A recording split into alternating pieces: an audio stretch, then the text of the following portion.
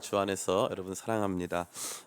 말씀 전하기에 앞서서 제가 감기 기운이 있어가지고 이 목소리가 온전하지 않은 것에 대하여서 여러분 모두에게 먼저 양해의 말씀을 부탁드리겠습니다. 우리는 지난 시간 성령의 보내심이라고 하는 제목을 통하여서 사도 바울 1차 선교 여행의 시작을 함께 생각해 본 바 있습니다. 성령의 보내심은 어떠한 보내심이라고 했습니까? 기쁨으로의 보내심이라고 말씀드렸습니다. 사도 바울과 바나바가 1차 선교 여행을 떠나는 과정과 여정 속에서 하나님께서 바울과 바나바를 구별하여 보내셨다라고 하는 사실은 분명합니다. 그러나 매 순간마다 어디로 얼만큼 어떻게 행해야 할지에 대한 구체적인 방향 지시, 디렉션을 주시지는 않았습니다. 그것은 그 과정에 있어서 바나바와 바울이 자신의 삶에 있었던 경험, 또 자신이 알고 있는 지식 등을 최대한 활용하여 그 믿음의 선택 가운데 걸어갈 수 있도록, 우리가 삶 속에서 하나님이 선택할 수 있도록 주신 기쁨의 여정이었음을 우리 모두로 하여금 보게 했습니다. 또한 성령의 보내심은 세상 속으로의 보내심이었습니다. 안디옥 교회라고 하는 부흥하고 성공하고 있는 교회 현장을 넘어서서 이제 구브로 섬이라고 하는, 거기에는 누가 있었습니까? 안디옥 교회에는 예수가 있었지만 구브로 섬에는 바 예수가 있었습니다. 안디옥에 있었던 예수님은 우리의 왕이시고 참되신 진리의 주님이셨지만, 구브로 섬을 다스리고 있었던 바 예수는 마술사였고, 그는 왜곡된 진리 속에 그 땅을 어지럽게 하는 종교적인 이 권력가에 불과했던 것입니다. 주님께서는 바나바와 바울을 보내실 때 그러한 세상 속으로, 비진리의 세상, 어두워져가는 세상, 권력에 의해 진리가 굽어지는 세상 속으로 보내셨음을 우리는 보게 됩니다. 우리가 또 한 가지 보는 것은 무엇입니까? 성령의 보내심은 진정한 자아의 실현으로의 보내심이었음을 우리는 생각해 본 적 있습니다. 처음에 우리가 아는 바와 같이 이 사도행전에서 사도 바울의 이름은 사울로 등장합니다. 사울의 이름은 그의 히브리식 이름이 되겠습니다. 그런데 이제부터 특별히 이 사도 바울이 선교사로 헌신하면서부터 그가 가지고 있었던 라틴어 이름, 이 바울로 그의 이름이 더 빈번하게 사용되는 것을 우리는 보게 됩니다. 심지어 구브로 섬을 다스리고 있었던 총독의 이름 역시 바울이었습니다. 그렇기 때문에 이제 사도 바울은 단순히 이 부르심 속에서 어떠한 세상, 어떠한 사역 환경으로만 나간 것이 아니라 자기 자신의 존재적 변화까지 바라보게 되기 때문에 성령의 보내심은 결국 나를, 진정한 나를 찾는 과정으로 보내시는 것임을 우리는 말씀을 통해서 보게 된 것입니다. 오늘 말씀의 제목은 떠나갈 것인가 더 나아갈 것인가입니다. 참 제목을 잘 지었다고 스스로 생각을 해봅니다. 떠나갈 것, 따라해 볼까요? 떠나갈 것인가 더 나아갈 것인가. 예, 제가 그냥 이 말씀을 뭐 제 임의적으로 이 제목을 정한 것이 아니라 이 본문에 보니까 그렇게 딱 나와 있지 않습니까? 여기 보니까 18절에 바울과 미 동행하는 사람들이 바보에서 배 타고 밤빌리아에 있는 버가에 이르니 요한은 그들에게서 떠나 예루살렘으로 돌아가고 그들은 버가에서 더 나아가 비시디아 안디옥에 이르러 안식일에 회당에 들어가 앉으니라라고 되어 있습니다. 그러니까 마가 요한이라고 하는 사람은 떠나갔고, 마가 요한의 떠나감을 마음 아파하고 있었지만 그럼에도 불구하고 선교팀은 더 나아갔다는 것을 우리는 볼 수 있는 것입니다. 단도직입적으로 말씀드려서 오늘 말씀의 주제가 바로 그와 같은 것입니다. 더 나아가는 존재가 되어야 한다는 것이죠. 따라해 볼까요? 더 나아갑시다. 예, 떠나가지 말고 더 나아가는 존재. 혹시 여러분 떠나가고 계신 것은 아닙니까? 하나님께서 여러분에게 불러주신 그 삶의 자리, 그 사역의 현장, 그 공동체, 그 믿음의 자리를 혹시 떠나가고 있는 것은 아닙니까? 오늘 말씀해 보니까 떠나가는 사람이 등장하고 더 나아가는 사람이 등장합니다. 그러나 역사는 언제나 더 나아가는 사람에 의해서 이루어지는 것을 우리는 말씀을 통해서 보게 되는 것이지요. 그렇다면 어떠한 모습으로 더 나아감이 이루어지고 어떠한 모습 속에 떠나감이 나타나게 되는지 오늘 말씀을 통해 함께 생각해 보면서, 정말 주님께서 우리를 불러주신 성령의 보내심의 자리를 향하여 더 나아간 우리, 만약에 여러분 지금 떠나가고 있었다면 떠나가고 있던 우리 마음과 생각을 고치사 더 나아가게 하시는 주님을 만나는 귀한 시간 되시기를 예수님의 이름으로 축원합니다. 아멘. 특별히 오늘 이 말씀 속에서 우리는 먼저 이 선교팀의 상황을 생각해 볼 필요가 있습니다. 이 당시 선교팀 안에서는 이제 변화가 일어나고 있죠. 어떤 변화입니까? 리더십의 변화가 일어나고 있습니다. 안디옥 교회의 담임 목사였던 바나바가 이 선교팀에 있어서 이 리더로서 역할을 했습니다. 그런데 이제는 시간이 점차적으로 흐르면서 바울의 영향력이 선교팀 내에서 확대되기 시작했다는 것입니다.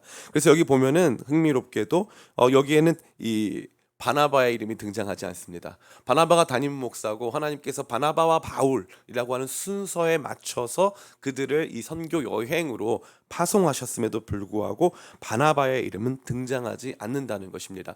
이 선교팀은 마치 서태지와 아이들처럼 바울과 및 동행하는 사람들로 불리기 시작했다는 것입니다. 아이들도 무시하면 안 되는데 서태지만 유명해지니까 안타깝잖아요. 근데 똑같아요. 바울만 중요하게 등장하고 뒤에 바나바는 거의 말도 없고 또 이름도 등장하지 않는 이러한 사태가 벌어지게 된 것입니다.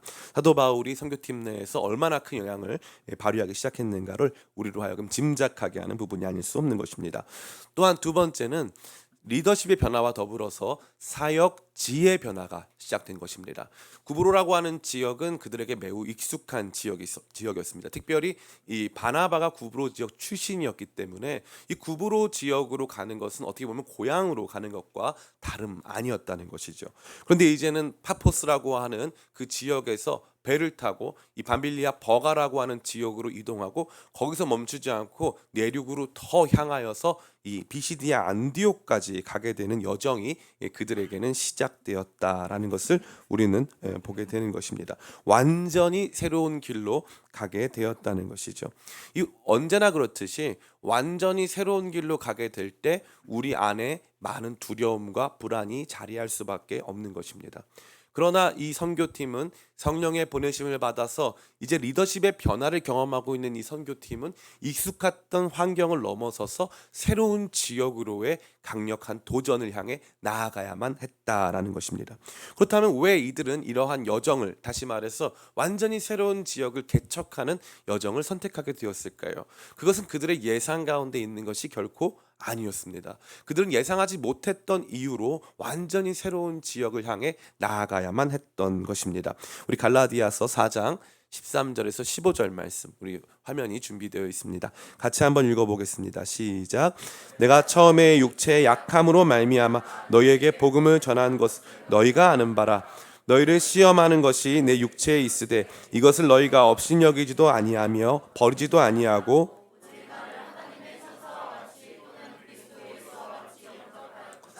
너희의 복이 지금 어디 있느냐? 내가 너희에게 증언하노니 너희가 할 수만 있었더라면 너희의 눈이라도 빼어 나에게 주었으리라. 아멘. 목사님, 이거는 비시디아 안디옥서가 아니라 갈라디아서 아닙니까? 이 갈라디아라고 하는 것은 우리로 치면은 도로 해당한다고 할 수 있습니다. 강원도, 경기도 이런 거죠. 그런데 이제 이 비시디아 안디옥은 갈라디아 지역에 있는 한 도시였어요. 우리로 치면 수원, 아니면 춘천 이런 것 같이 한 도시였다는 것입니다. 편지를 보낼 때 그 당시에는 한 도시로 보낼 수도 있지만 한 지역 전체를 향해서도 보내기도 했다는 것을 우리로 하여금 알게 하는 것이죠. 그렇기 때문에 이 갈라디아서는 우선적으로 그들이 처음 방문했었던 비시디아 지역, 다시 말해 이 갈라디아 안에 있는 비시디아 안디옥 지역을 의미하는 것으로 여러분이 보면 되겠습니다. 처음에 왜 도착했다고, 왜 말씀 전하게 됐다고 말하고 있습니까? 13절에 내가 처음에 육체의 약함으로 말미암아 너희에게 복음을 전한 것을 너희가 아는 바라라고 되어 있다는 것입니다. 사도 바울이 육체의 약함 때문에 비시디아 안디옥 지역에 방문했다는 것을 저와 여러분에게 간접적으로 알게 하는 내용입니다. 우리 사진을 하나 준비를 제가 해봤는데요. 우리 화면에 있습니다. 여기 보시면은 이 밑에 왼쪽 하단에 보면 아탈리아라고 하는 지역이 있습니다. 지금 이 신들의 휴양지라고 알려진 안탈리아 지역 을 의미하는 건데, 우리 성지순례팀도 가서 거기에서 호텔에서 하루에 4끼씩 먹으면서 있었던 아주 좋은 곳입니다. 아침에 우리 김순아 권사님이 이만큼 퍼가지고 많이 드셨던 그 장소가 이 안탈리아 지역인데 너무 아름다운 곳이고 아주 큰 항구가 있습니다. 이 안탈리아 지역에서 조금만 올라가면 위에 버가라고 하는 도시가 있죠. 이 버가라고 하는 도시는 지금 가보셔도 여러분 너무나도 좋습니다. 이 가보면은 상상을 초월하는데 이 버가라고 하는 도시 규모 자체가 에베소와 거의 준할 만큼 엄청나게 크고요. 이 도시 이 당시의 고대 도시 헬라 도시에 가보면 특징이 뭐냐면 가운데 큰 대로가 있습니다. 근데 여기 특별하게 이 지도를 좀 보여주시겠어요? 당황. 여기는 특별하게 이 가운데 대로 가운데에 이상한 이 벽돌로 쌓여진 구조물이 있어요. 그래서 제가 이게 뭔지 물어봤습니다. 물어봤더니 이 도시 중앙에 있는 신전에서부터 도시 시작하는 입구까지 이 가운데 이 물길을 내서 그 물길을 따라서 사람들이 걸어올 수 있도록 하는 이런 아름다운 데코레이션이라는 것이죠. 그래서 그 물길을 인공 수로를 냈다는 거예요. 너무나 아름다운 곳이 이 버가 지역이 되겠습니다. 가면은 교회도 있어요. 4세기, 3세기에 지은 큰 교회도 있습니다. 너무나도 아름답고 위대한 도시가 이 버가라고 하는 지역인데, 이 버가라고 하는 지역에서 저 비시디아 안디옥이라고 하는 곳까지 올라갑니다. 직선 거리로는 한 200km. 또 보시면은 이 비아 세바스테라고 하는 저 황제의 길이라고 하는 길이 있는데 로마 시대부터 있던 길입니다. 저 황제의 길을 따라가면은 대략 330km 정도를 걸어가야 하는 여정이 되겠습니다. 이 길을 사도 바울이 저 버가에서부터 비시디 안디옥까지를 왜 갔느냐? 왜 갔느냐? 이게 너무나도 중요한 문제가 된다라는 것이죠. 그러나 갈라디아서 이 말씀을 통해서 제 얼굴을 보여주시면 됩니다. 갈라디아서 말씀을 통해서 우리가 보게 되는 것은 올라갈 때 무슨 문제가 있었냐면 자신의 육체의 약함이 있었다는 거예요. 육체적인 질병. 근데 육체의 약함이 어떤 것이었냐면은 14절에 너희를 시험하는 것이 내 육체에 있으되라고 되어 있죠. 그러니까 사도 바울을 봤을 때 이게 뭔가 복음을 전하고 아주 좋은 가르침을 줄 만한 이 믿음의 혹은 또 어떻게 보면 이 종교적인 지도자로 보이기보다는 이 사람 이거 사역 감당할 수 있겠어? 라고 하는 어떤 이런 이 안타까움을 야기하는 모습이 사도 바울 안에 있었다는 것을 간접적으로 말해주고 있는 것입니다. 그래서 많은 학자들은 사도 바울이 비시디아 안디옥 지역으로 올라갈 때 이 간질병이 있었다. 그래서 중간중간 발작을 일으켰다. 그래서 그것이 참 민망하고 그것을 보기에 굉장히 안타까운 모습이었다라고 말하는 학자들도 있고, 또 여기 보면은 15절에 너희의 복이 지금 어디에 있느냐? 내가 너희에게 증언하노니 너희가 할 수만 있었더라면 너희의 눈이라도 빼어 나에게 주었으리라 라고 되어 있으니까 이 눈이라도 빼어라고 하는 표현을 간접적인 표현으로 봐서 나를 그만큼 아꼈다로 볼 것이냐, 아니면 사도 바울이 눈에 엄청난 질환을 가지고 있었기 때문에 이 눈의 질환을 고쳐주기 위해서 정말 마음을 다한 수고로 갈라디아 성도들이 정말 함께하고 있었다라고 볼 것이냐, 뭐 다양한 의견이 가능할 것으로 보여집니다. 그러나 확실한 것은 무엇입니까? 그는 고통 가운데, 질병 가운데, 또 연약함 가운데 비시디아 안디옥까지 올라갈 수밖에 없는 그런 여정을 선택했다라는 것이죠. 두 번째는 흥미로운 것은 이 비시디아 안디옥으로 올라가는 여정에서 이 버가라고 하는 도시가 비시디아 안디옥보다 더 큰 도시거든요. 근데 이 버가에서는 복음을 전하지 않았습니다. 이 말씀 보니까 제가 다시 한번 읽어드릴게요. 그들은 버가에서 더 나아가라고 되어 있죠. 버가에서는 말씀을 전하지 않았어요. 비시디아 안디옥부터 말씀을 전하기 시작했습니다. 목사님, 그럼 버가에는 뭐 굳이 말씀을 전할 필요가 없었나 보네요. 그런데 우리 말씀 다시 한번 찾아보겠습니다. 사도행전 14장 24에서 26절 같이 한번 읽어보겠습니다. 시작. 비시디아 가운데로 지나서 밤빌리아에 이르러 말씀을 버가에서 전하고 아탈리아로 내려가서 거기서 배 타고 안디옥에 이르니 이곳은 두 사도가 이룬 그 일을 위하여 전에 하나님의 은혜에 부탁하던 곳이라. 아멘. 여기 보면 말씀을 버가에서 전하고, 언제 전합니까? 돌아오는 길에는 말씀을 버가에서 전했습니다. 그러니까 올라가는 길에 말씀을 버가에서 전하지 못한 이유가 있었다는 거죠. 왜요? 아팠으니까요. 아팠기 때문에 말씀을 버가에서 전할 수가 없었던 거예요. 그래서 바로 이 비시디아 안디옥으로 올라갔습니다. 그런데 이게 왜 가야만 했느냐? 이 버가 지역은 저지대 해안 지방이었기 때문에 이 질병이 잘 고쳐지지가 않았어요. 그 당시에 사람들은 질병이 그나마 좀 안정적으로 고쳐질 수 있는 지역으로 이동을 했는데 그것이 바로 고산지대, 고지대였습니다. 비시디아 안디옥은 버가에 비해서는 상대적으로 고지대였기 때문에 사도 바울은 이러한 모습 안에서 이 새로운 개척지 비시디아 안디옥으로 나아갔다는 거죠. 이건 단순합니다. 의도해서 나간 게 아니라는 거예요. 상황에 이끌려서 어쩔 수 없이 가게 된 곳이 비시디아 안디옥이라는 것입니다. 선교 전략을 따라 나가지 않았다는 거예요.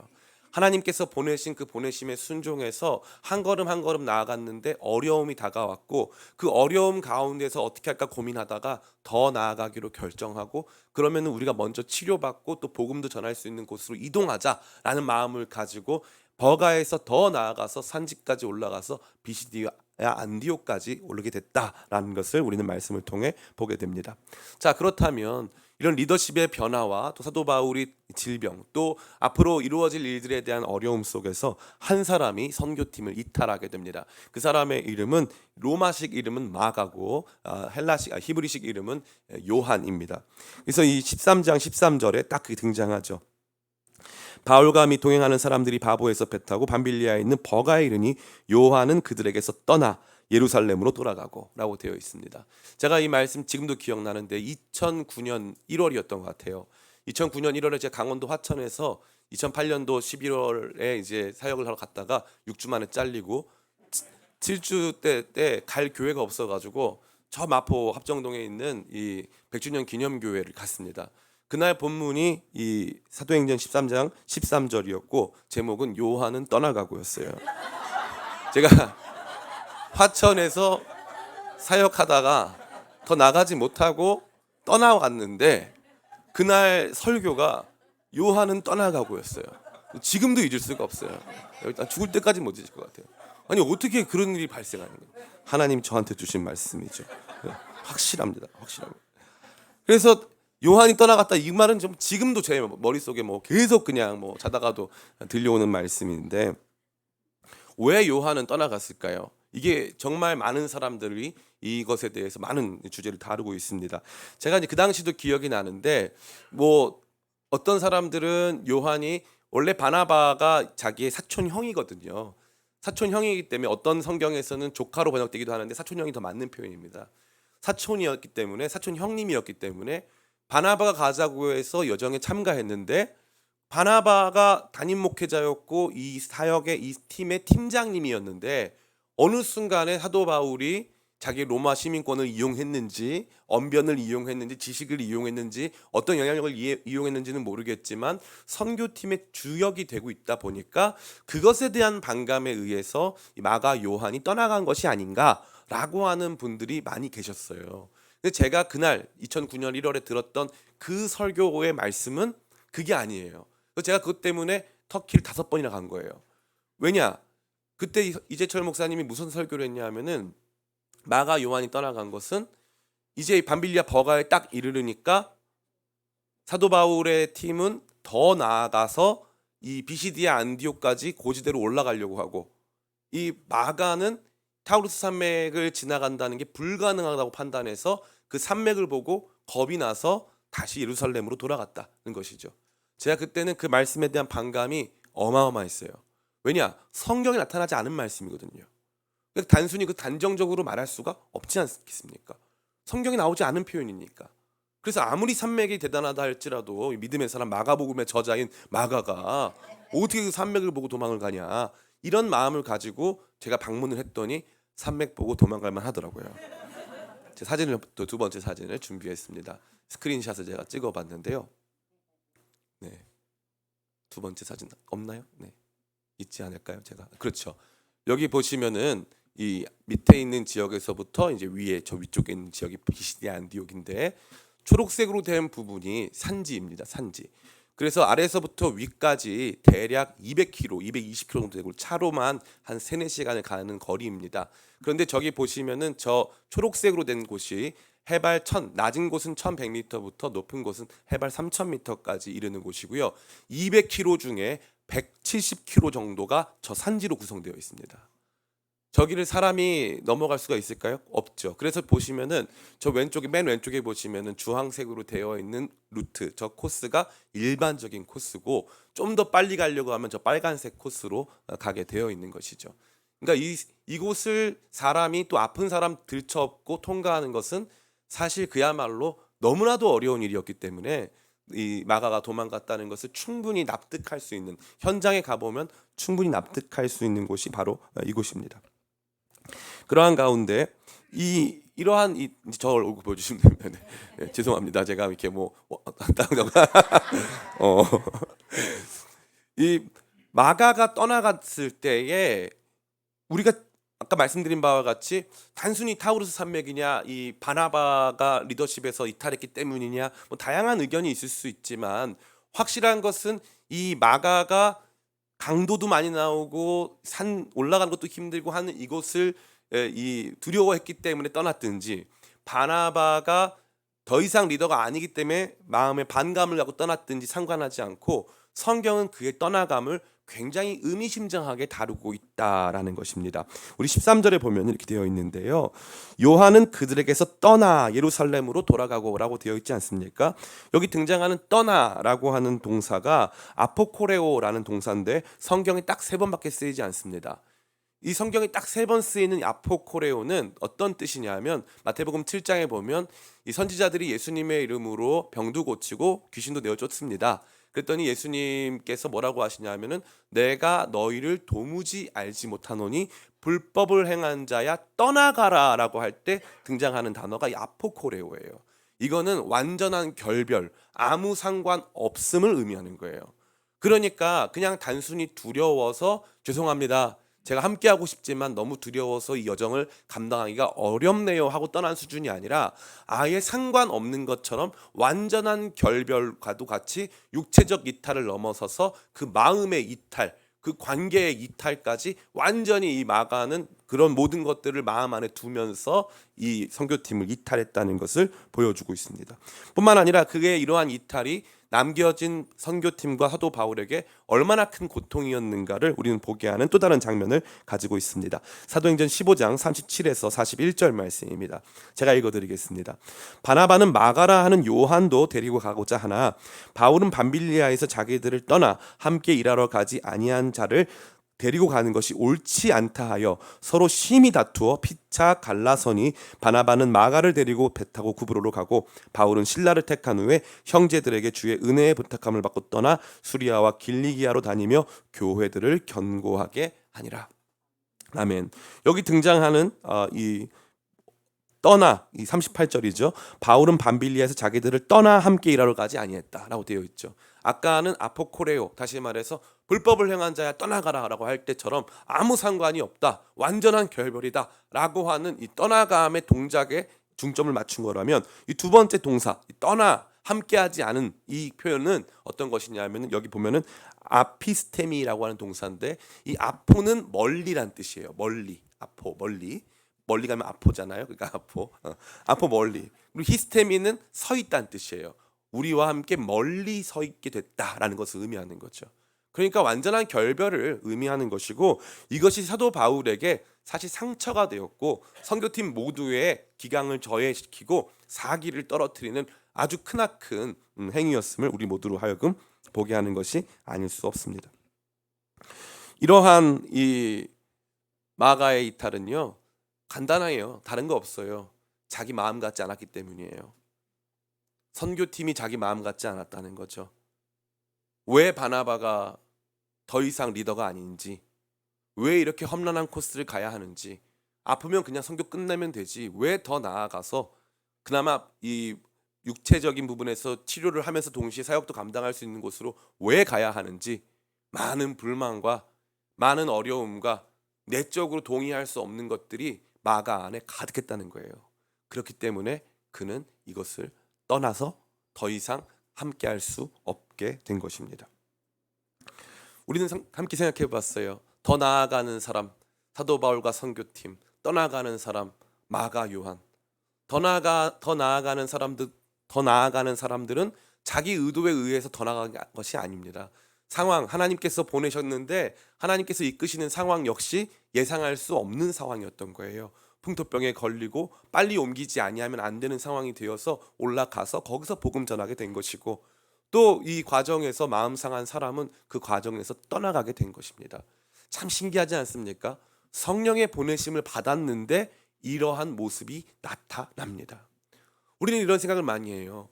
성령의 보내심을 받았으면 문제가 없어야 되는 거 아닌가? 그렇지 않다는 거죠. 성령의 보내심을 받아도 문제가 생깁니다. 여러분이 보고 있는 이 신약 성경 전체, 특별히 이 서신서를 통해 우리가 보게 되는 건 뭘까요? 예수님이 핏값 주고 사시고 많은 믿음의 사람들이 자기 목숨을 다해서 세운 교회가 언제나 문제가 많다는 거예요. 문제가 많아요. 지상 교회 안에는 성령의 보내심 속에서도 모든 것이 일사천리 완전 무결한 경우는 없다라는 것을 저와 여러분에게 보여주는 거죠. 우리는 언제나 문제라고 하는 소극적인 것에 집착하지만 주님께서는 이 문제를 넘어서 이루어 가실 당신의 더 적극적인 뜻, 당신이 성취하실 더 적극적인 역사에 더 많은 관심을 기울이고 있음을 우리 모두로 하여금 보게 하는 것이 아닐 수 없는 것입니다. 자, 그렇다면 이 말씀들이 오늘 우리에게 어떠한 메시지를 주고 있습니까? 첫 번째 따라해 볼까요? 성령의 보내심은 우리의 예상과 다르다. 성령의 보내심은 언제나 우리의 예상과 다르다는 거예요. 언제나 우리의 예상과 다르다. 예. 저는 이 사역, 이러한 사역과 관련된 모든 내용을 여러분에게 밤새 증거할 수 있어요. 밤새 증거할 수 있습니다. 성령의 역사 속에서 보내심을 받았을 때 우리는 쉽게 생각해요. 모든 일들이 아주 해피리 에버 애프터, 그 후로 오랫동안 행복하게 살았다, 동화처럼 이루어질 걸 생각해요. 그러나 그렇지 않습니다. 하나님 나라의 역사는 절대 동화처럼 이루어지지 않아요. 하나님 나라 역사는 언제나 소설처럼 이루어집니다. 동화와 소설의 차이가 뭡니까? 같은 이야기를 다루고 있는 거 아닙니까? 허구에 기반한 이야기를 다루고 있는 거 아닙니까? 그러나 소설은 현실성이 있어요. 소설은 우리 삶에 공감을 일으킬 만한, 우리 삶의 실제와 거의 유사한 그러한 현실성을 보여주고 있다는 것입니다. 성령의 보내심도 현실성이 있다는 거예요. 먹고 마시고 싸우고 갈등하고 토론하고 하는 현실성이 성령의 보내심 가운데 언제나 존재했다는 거죠. 제가 신학교를 졸업하고 나서 이 교회 개척하고 제가 딱 한 가지 후회되는 게 하나 있는데, 목사님들 간증을 너무 많이 들었다. 목사님들이 실패한 간증은 많이 해요, 안 해요? 안 해요. 실패할까 하다가 성공한 간증을 많이 해요. 목사님들 간증이 대부분 다 동화적이에요. 동화적이에요. 제가 그러고 나서 성경을 가만히 읽어봤거든요. 근데 성경에 사람들이 얼마나 고생을 많이 하는지 몰라요. 그래서 오히려 성경 말씀을 그냥 읽으면 은혜가 되는데, 성경 말씀 일부분만 본 다음에 목사님들이 거기다가 간증하면은 처음엔 좋은데 나중에 가면은 은혜가 안 돼요. 왜냐하면 우리가 살았던 삶의 시간은 그렇지 않으니까.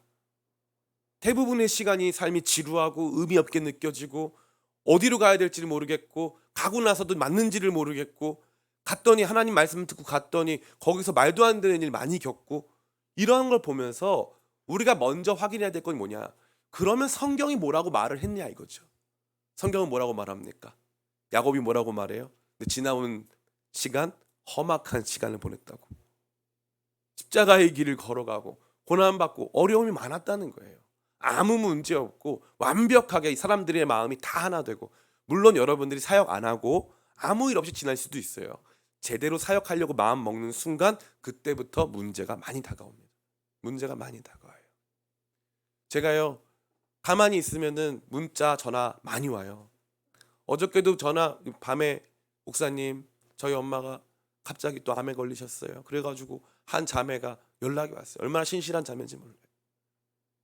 제가 막 눈물이 나더라고요. 한 가정은 지금 보이스피싱을 당해가지고 7천만 원, 우리 교회 여러분이 다 아는 형제예요. 그런 일을 당했어요. 우리 삶 속에 성령님의 역사가 있다 할지라도 깨끗하고 완벽하고 아무 문제 없다, 그걸 성령의 역사의 가장 기본적인 것으로 보면 안 된다는 거예요. 안 된다는 거예요. 선교지만 나가도 보통 일, 별의별 일이 다 일어납니다. 자꾸 우리는 삶을, 신앙을 동화처럼 만들려고 하는 거예요. 근데 하나님은 우리 안에서 완전히 새로운 역사를 만드실 때 우리가 마치 잉태하여 해산하는 것과 같이 우리의 삶의 시간들을 고난으로 이해할 수 없는 일들로 채워가실 때가 너무나도 많다는 거예요. 저는 여러분들이 성령의 보내심을 오해하지 않기를 축복합니다. 아무 문제 없는 곳으로의 보내심이 아니에요. 성령의 보내심과 함께 갔더니 거기에 문제가 있더라. 근데 그 문제가 끝이에요? 아니죠. 문제 속에서 성령의 보내심을 가진 사람들의 모습은 문제 속에 더 나아가더라. 더 나아가더라. 더 나아가더라. 문제와 역경과 어려움 속에 더 나아가더라. 이제 끝이라고 생각한 그 지점에서 더 나아가더라. 하나님이 저에게 목회 지난 8년 9년을 하게 하시면서 저한테 주신 딱 한 가지 힘이 뭐냐면 맷집이에요. 맷집. 저 목사님 이제 안 될 것 같은데, 목사님 이제 얼굴 저렇게 까매졌는데, 그래가지고 실제로 제가 얼굴이 너무 까매져가지고 그 한 간호사가, 정말 이 경험이 많은 한 간호사가 보더니 목사님 저 정도 까만 건 저 안 되겠다 해가지고 저한테 연락을 했어요. 목사님 빨리 병원에 가야 된다. 그 정도로 가봤더니 건강하다는데 속상했어요.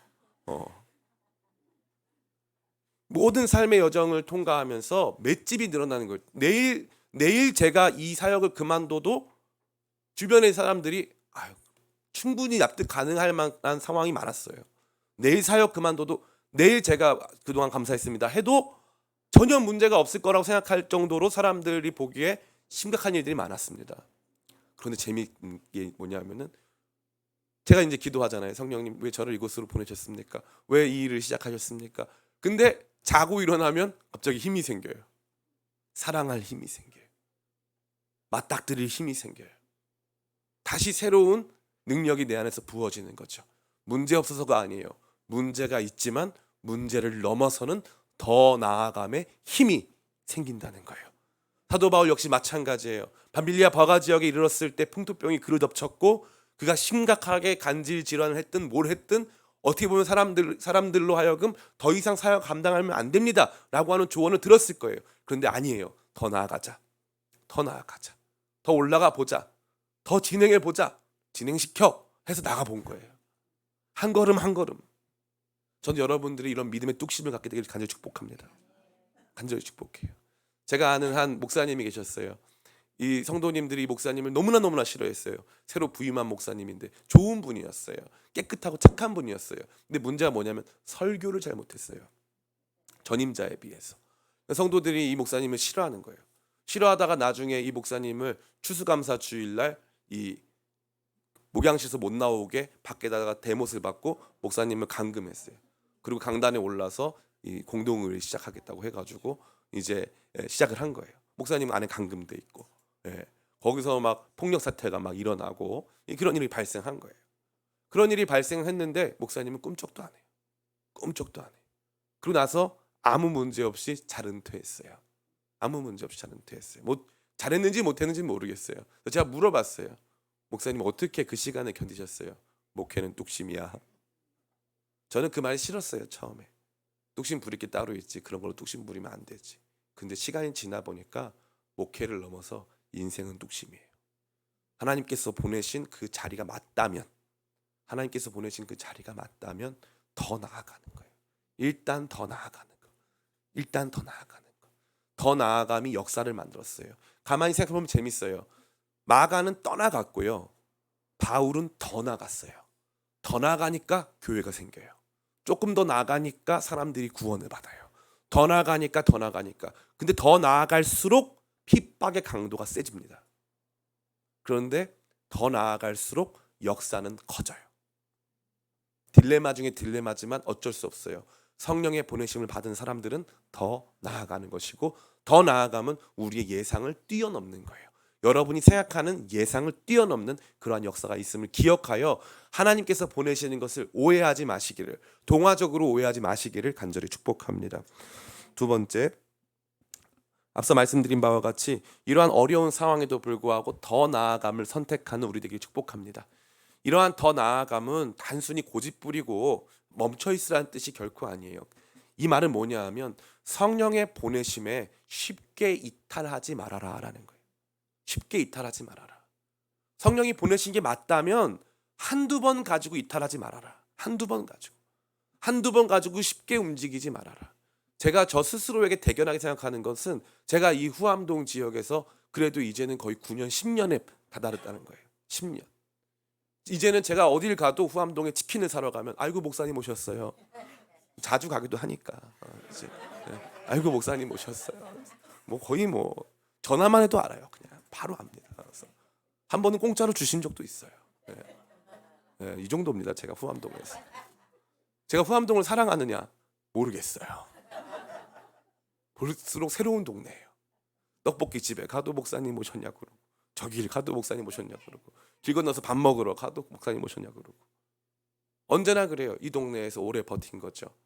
그런데 떠나고 싶었던 적이 너무나도 많아요. 아시는 성도님들 많을 거예요. 후암동 지역은 교회가 성장하기엔 어려운 지역이에요. 성장하기. 시작하기엔 좋은 동네예요. 서울역에 있으니까. 그러나 성장하기엔 어려운 동네. 2017년, 18년부터 떠나고 싶었어요. 근데 하나님이 안 보내세요. 그럼 제가 떠나면 되죠.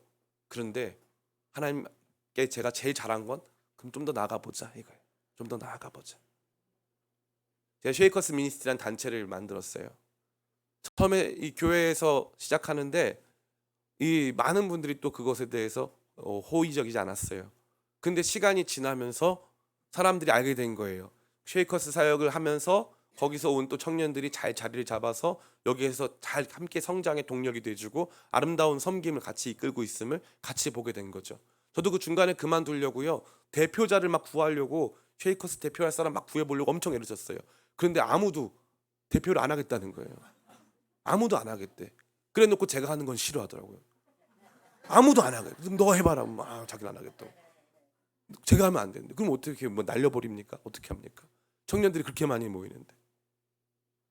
너무나도 제 마음 안에서 복잡했어요.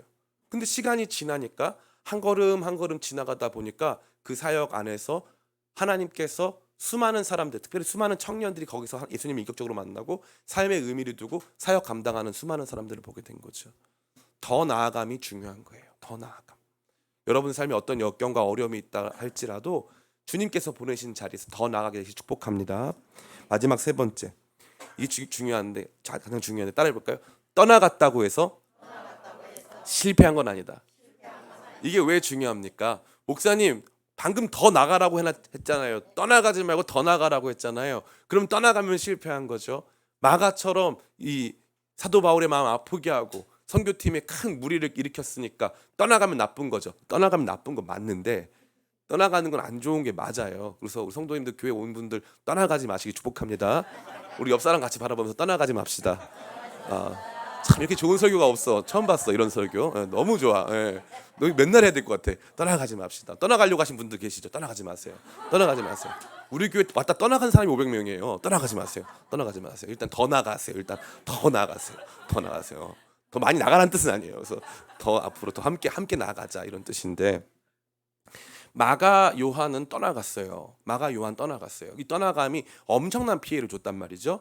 그러니까 우리는 떠나가면 너무 나쁜 거다라고 생각하기 쉬워요. 근데 너무 재밌는 건 뭐냐면 하나님은 이러한 마가 요한을 포기합니까? 포기하지 않으십니까? 포기하지 않으세요.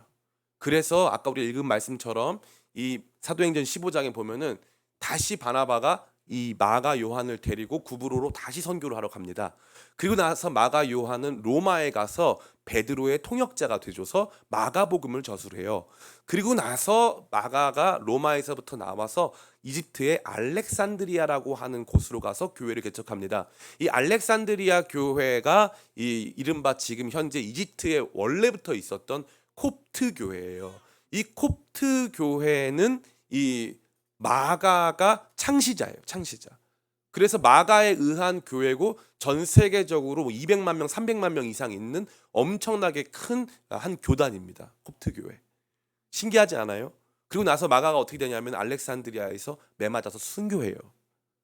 떠나갔던 사람이 끝까지 더 나아가는 사람으로 바뀐 거죠. 이거 은혜예요. 이게 은혜예요.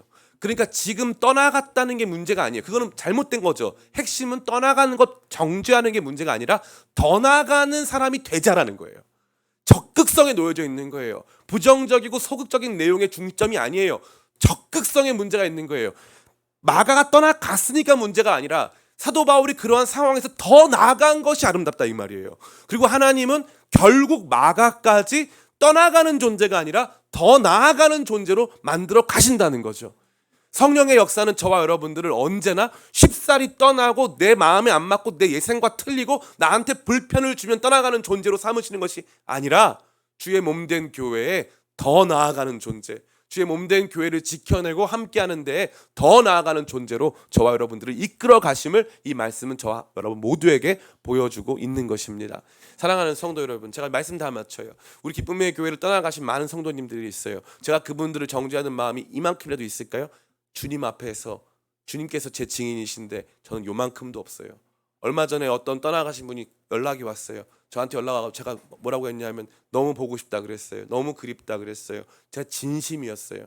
그 어떤 분도 저에게 여러분이 생각하는 것 이상으로 제가 사랑이 많아요. 그 어떤 분도 저에게 상처가 되신 분은 없어요. 정말 제가 마음으로 온 마음을 다해 사랑했어요. 그리고 제가 기대하고 꿈꾸는 게 뭔 줄 알아요? 너무나 재밌게도 우리 교회에서 떠나간 사람들이 다른 교회에서 더 나아가는 사람 됐으면 좋겠다. 우리 교회를 떠나가신 분들이 다른 교회에 더 나아가는 분들 되면, 다른 교회 장로님, 권사님, 집사님 돼서 다른 교회 살리고 한국 교회 살리는 분들 된다면 그게 제가 생각할 수 있는 가장 아름다운 보상이지. 그분들이 다 돌아와서 우리 교회 1,000명, 2,000명, 3,000명 참 좋겠네요. 근데 그거는 쉽지가 않으니까, 그거는 우리가 할 수 있는 일이 아니니까 일단 그건 하나님께 맡겨두고, 우리가 더 바라보고 꿈꾸는 내용은 우리 교회 떠나가신 분들이 어느 교회가 됐건 어느 지역이 됐건 더 나아가시는 성도님 되길 축복합니다. 저는 그런 꿈이 우리 교회에 있었으면 좋겠어요. 떠나가는 거, 목사님 제가 사실 떠나왔어요.